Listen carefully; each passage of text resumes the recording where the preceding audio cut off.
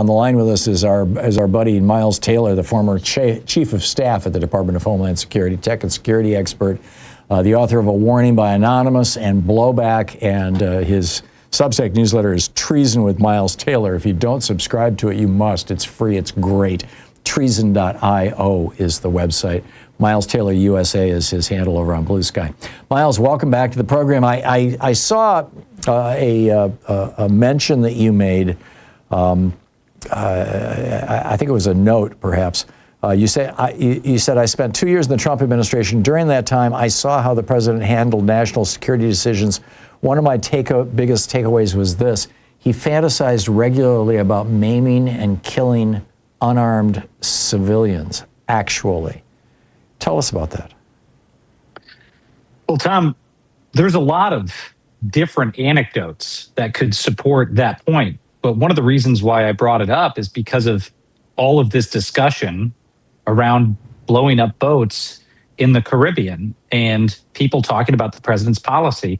Because 7 years ago, when I was in the first Trump administration, that was being discussed then. In fact, Stephen Miller, then a White House aide, now White House Homeland Security advisor, had asked the Department of Homeland Security on a flight back with the president about whether we could blow up boats with unarmed civilians in them. His question was, do we have the military capacity to do that in the Western Hemisphere?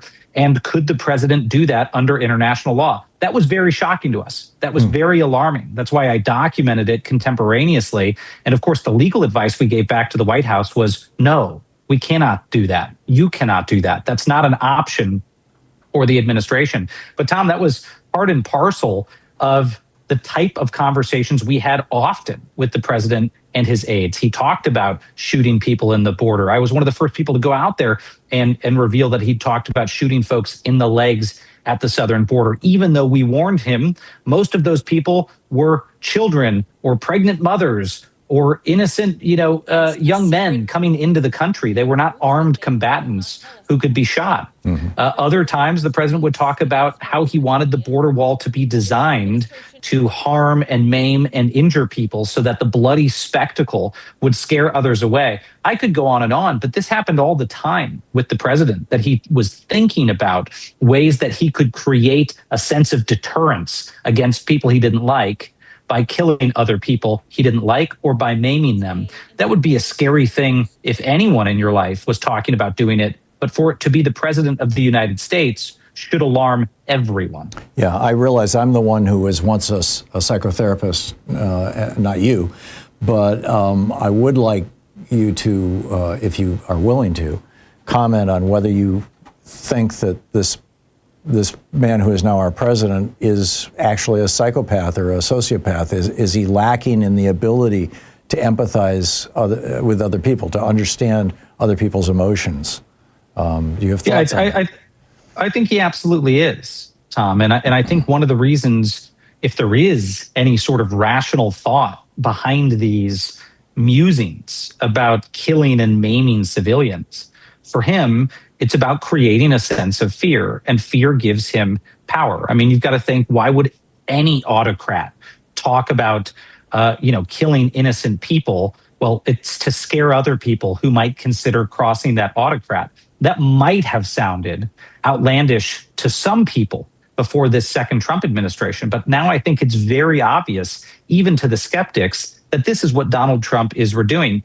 His revenge campaign that you mentioned moments ago, Tom, has been so expansive that a Reuters report found that more than one individual or entire institution, like a university, is targeted every single day by the Trump administration as part of the president's revenge campaign. This is extraordinary, and it's leading people, it's forcing people to wake up who otherwise wanted to deny the fact that their president was this unstable, this unhinged, and this malicious. Now they're forced to confront it because often they are coming into the crosshairs as folks who wanted to previously avoid getting entangled with this administration, because Donald Trump's revenge campaign knows no boundaries. And I think at its core, it goes back to that essential psychological fact that he wants to instill fear in others to empower himself. This is all too familiar to me. You wake up with a scratchy throat, congestion, runny nose, and cough. You know your body. You know you're getting sick, right? Well, what are your choices?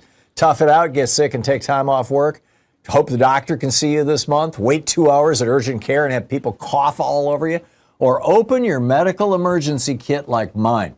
I just match my symptoms to the doctor-recommended prescription, start at the right meds, and nip this thing in the bud right now.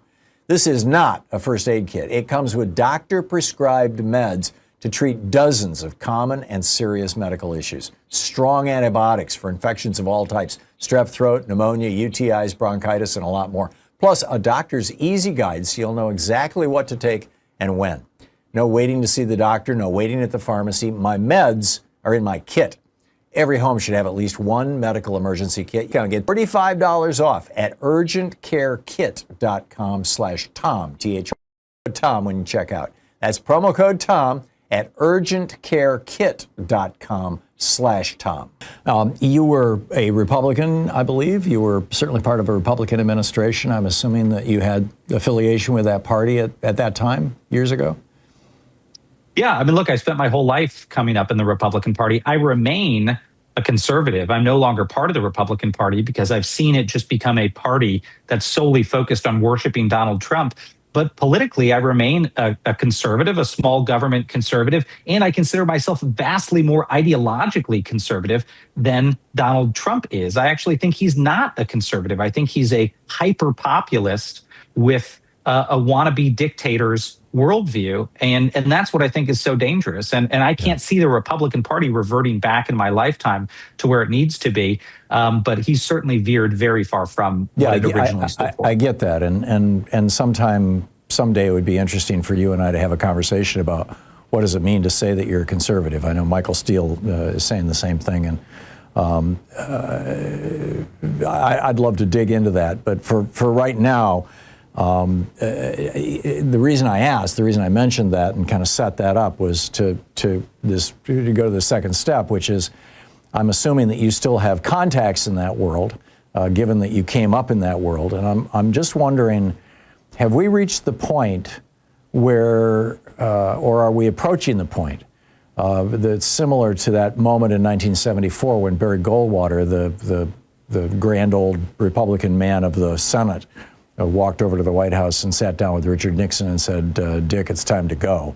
Not necessarily that somebody's going to tell Trump that he's got to leave, but the point at which the party turns against the president. To the best of my knowledge, it's only happened twice in my lifetime. You know, it happened with Nixon via Barry Goldwater, and it happened with Lyndon Johnson when he wanted to run for re-election in '68, and his party told him they would not support him. And so Hubert Humphrey ran. Which was a disaster, unfortunately. It was sort of like the Kamala Harris thing. But I'm curious what you're hearing from your friends and colleagues and acquaintances who are still in the GOP.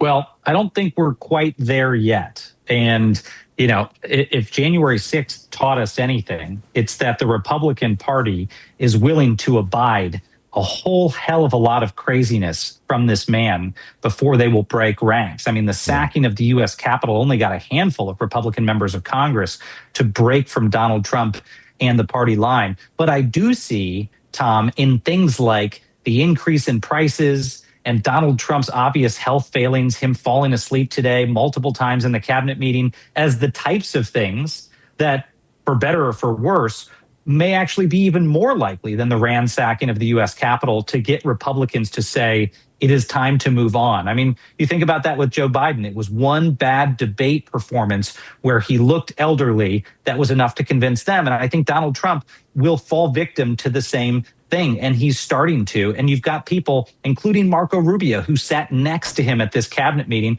who want that job, who want to move one chair to the left and be president of the United States. And that may involve trying to convince Donald Trump or his closest allies to convince him to not try to pursue continued time in office. So I do think that we are getting closer and closer to that point. But another factor, Tom, is going to be the more collective action there is to resist this administration, including from within conservative ranks in society. It's one of the reasons why that Substack that you mentioned, Treason, that I run, we renamed it Defiance, and we're building this effort called defiance.org, to try to mobilize more Americans to resist this administration by every single week featuring new organizations that are doing extraordinary work to push back against Trump's abuses of power and to appeal to people left, right, and center politically to get in that cause and to underscore the lawlessness so we can restore the rule of law in this country. I think it's very important. And I like you, Thom, am encouraged about how those numbers are growing, but we've still got more to do in terms of collective action to hold this administration accountable and get Donald Trump out of power. Yeah, I'm with you. So is treason.io still your newsletter, and then defiance.org is a separate organization? Is that how it's? You can all now find it at defiance.news. And so the newsletter, Thom, is now the newsletter for the organization. So if people want to sign up as a member, they can go to defiance.org. And if they just want to get the publication, they can sign up at www.defiance.news, which was previously treason.io. So we merged all those things under the same branding, and the honest answer is because I love that word, defiance. I think it's going to be the watchword for how at least me and my family approach the next 3 years, but hopefully the rest of the country. In one of our previous conversations, we're talking with Miles Taylor, the former DHS chief of staff. Defiance.news is the website for his newsletter, defiance.org.